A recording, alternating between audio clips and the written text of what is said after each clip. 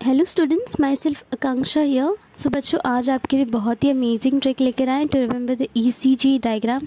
अब इसमें आपको बहुत ही ज़्यादा कन्फ्यूजन होता है। वैसे सबसे पहली बात तो आपका ये जो ईसीजी का डायग्राम है ये बहुत ही ज़्यादा इंपॉर्टेंट है, बट प्रॉब्लम ये होती है कि आप कितना भी इसे स्टडी करते हैं बट आपको याद नहीं हो पाता है कि किस पॉइंट में यानी पी या क्यू या जो वेव में कहाँ क्या हो रहा है, कहाँ पर आपका रीपोलराइजेशन, कहाँ पर डीपोलराइजेशन। आप यहीं पर कंफ्यूज है, बट डोंट वरी, अभी आपकी प्रॉब्लम सॉल्व हो जाएगी। सो लेट्स सी कि कैसे आप इसे समझ सकते हैं। अब देखिए, तो ये आपका ईसीजी का डायग्राम है, राइट।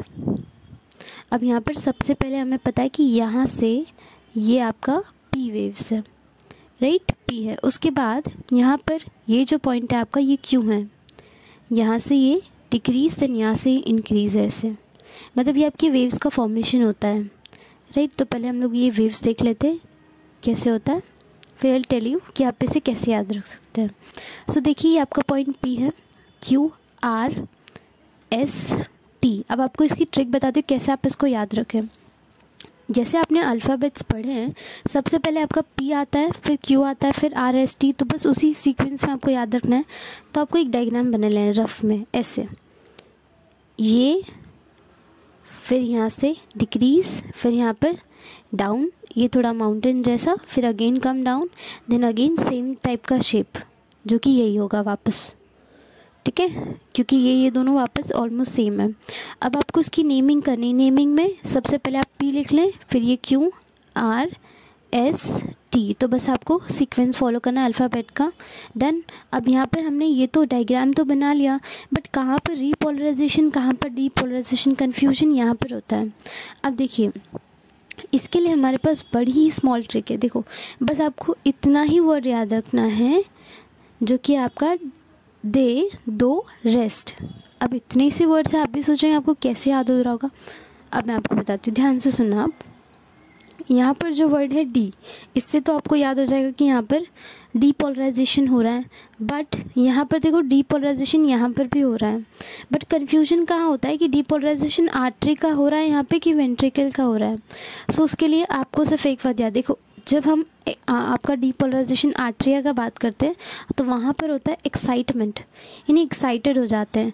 सो यहाँ पर दे का ई जो रिप्रेजेंट करेगा आपका एक्साइटेशन। तो आप समझ जाना कि ये आपकी आर्टरी की बात चल रही। तो यहाँ पर पी वाले पॉइंट पे आपका डीपोलराइजेशन होगा, बट आपकी आर्टरी का होगा। तो डी ई से आपको ये याद हो जाएगा, ठीक है। Now moving ahead. अब अगर यहाँ पर डीपोलराइजेशन आर्टरी का हो गया, जो कि ई वर्ड ने आपको बता दिया, एक्साइटमेंट है, एक्साइटेशन है, मतलब आर्ट्रिया है, ठीक है। अब यहाँ पर जो अगेन आपका डीपोलराइजेशन होगा वो तो सिंपल सी बात है, आपकी वेंट्रिकल का ही होगा। तो यहाँ पर आप याद रख सकते हैं, फिर डी से अगेन आपका डीपोलराइजेशन हो रहा है, बट इस बार आपकी वेंट्रिकल्स का डीपोलराइजेशन है, ठीक है।